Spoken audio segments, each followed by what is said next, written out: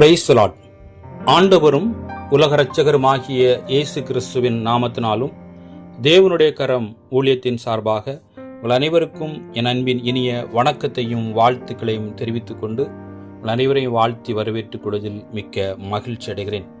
இன்றைய நாளுக்கான வேத வசனம் சங்கீதம் 119 அதிகாரம் 17 வசனம்.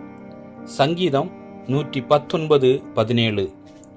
உமது அடியேனுக்கு அனுகூலமாயிரும், அப்பொழுது நான் பிழைத்து உமது வசனத்தை கைக்கொள்ளுவேன்.